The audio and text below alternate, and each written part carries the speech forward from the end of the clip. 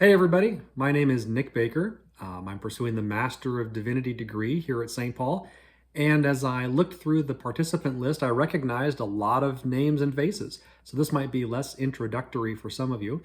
But for those of you I haven't met yet, I'm looking forward to getting to know you and learning from all of you over these next few months. I'm here at St. Paul for a couple of reasons. First of all, I began my time here as a course of study student a number of years ago, did about a year's worth of course of study, and then made the decision to switch to Master of Divinity. But in transparency, I began my MDiv degree at a different institution, but found that it just wasn't as good a fit for me as perhaps I thought it might be. And so I transferred to St. Paul. Of course, in hindsight, I regret not just coming to St. Paul in the first place because I'd be a lot further along in my degree program. But that's okay. I'm here now. So started as a course of study, now in MDiv, and pursuing that. Why this course? You know what? There are a number of courses to choose from, but one of the things I really find interesting as I read through the Gospels is that so often the people that Jesus encounters are those who would be deemed to be disabled or in some other way othered, if you will.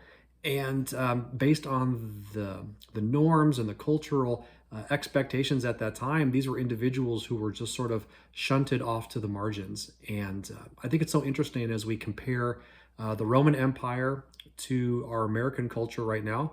There are some who argue that the United States or American culture is paralleling Roman culture, either in advancements or even deterioration, depending on who you talk to.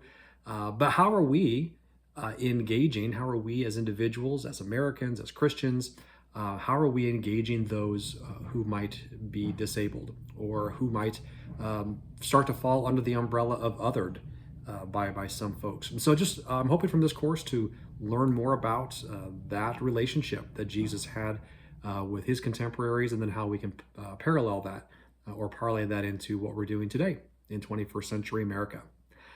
Something fun or interesting about myself, I got to be honest, I don't talk about myself that much.